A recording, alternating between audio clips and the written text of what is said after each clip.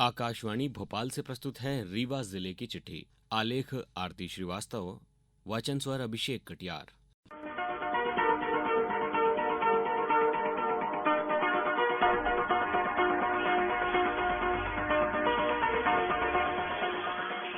जिले भर में स्कूल चले अभियान के तहत सभी स्कूलों में प्रवेशोत्सव अभियान के तहत भविष्य से भेंट कार्यक्रम में शासकीय सीएम राइस विद्यालय रायपुर करचुलियान में कलेक्टर प्रतिभा पाल ने बच्चों से संवाद किया। वहीं अपर कलेक्टर श्रीमती सपना त्रिपाठी ने भी शासकीय उच्चतर माध्यमिक विद्यालय मारतंड क्रमांक 2 में विद्यार्थियों से संवाद कर उन्हें करियर के संबंध में मार्गदर्शन दिया। शहर के प्रवीण कुमारी स्कूल में विद्यालय की पूर्व छात्रा और हाल ही में डिप्टी कलेक्टर के पद पर चयनित हुई आयशा अंसारी ने छात्राओं का स्वागत कर उनसे संवाद स्थापित किया।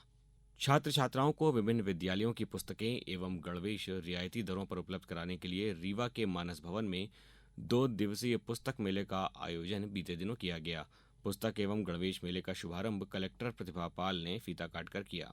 जलगंगा संवर्धन अभियान के तहत जिले भर में विभिन्न कार्यक्रमों का आयोजन किया जा रहा है। इसी क्रम में बीते दिनों इटौरा ग्राम की भेड़ौरा नदी के पुनर्जीवन के उद्देश्य से आयोजित जल संवाद व श्रमदान कार्यक्रम में युवा संगठनों व ग्रामवासियों ने श्रमदान किया।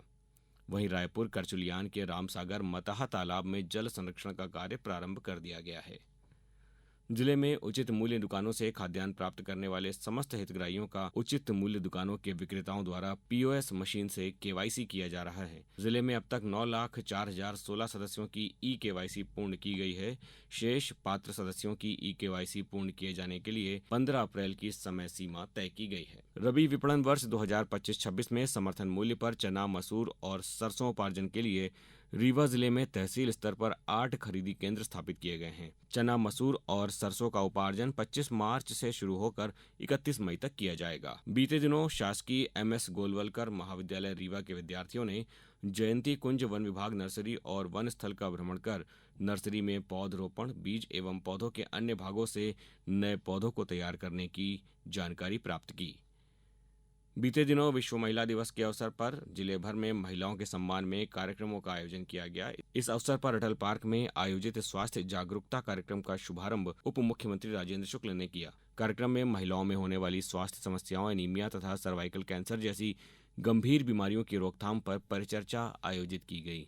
कमिश्नर कार्यालय में भी महिला दिवस के उपलक्ष्य में कार्यक्रम आयोजित किया गया, जिसमें कि जिले में प्रशासनिक पदों तथा अन्य क्षेत्रों में पदस्थ महिलाओं का सम्मान किया गया। मुख्यमंत्री मछुआ समृद्धि योजना के अंतर्गत बीते दिनों जिले में झींगा पालन को बढ़ावा देने के उद्देश्य से 47 मत्स्य किसानों के लिए 3 दिवसीय प्रशिक्षण कार्यक्रम में मत्स्य किसानों को आधुनिक तकनीकों और नवीनतम विधियों से अवगत कराया गया। इसके साथ ही मत्स्य किसानों को झींगा पालन की वैज्ञानिक विधियों, जल प्रबंधन, आहार प्रबंधन, रोग नियंत्रण और विपणन संबंधी जानकारी दी गई। बीते दिनों रीवा के कृष्णा राज कपूर ऑडिटोरियम में मणिका कला और संस्कृति संस्थान द्वारा जनजातीय आनंद उत्सव का आयोजन किया गया।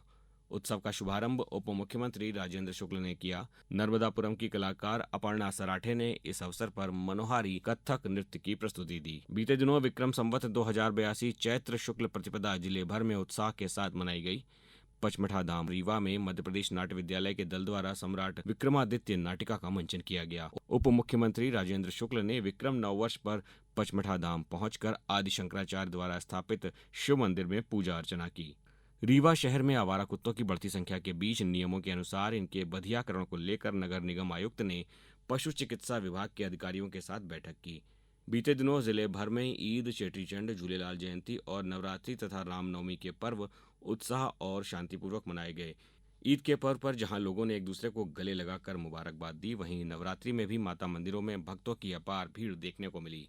ईद उल फितर पर 22 नमाज स्थलों में नमाज अदा की गई। वहीं सिंधी समाज द्वारा झूलेलाल जयंती के अवसर पर कृष्णा राज कपूर ऑडिटोरियम में 40 बच्चों का जनेऊ संस्कार किया गया और शहर भर में भगवान झूलेलाल की भव्य शोभा यात्रा निकाली गई। रीवा जिले की चिट्ठी समाप्त हुई।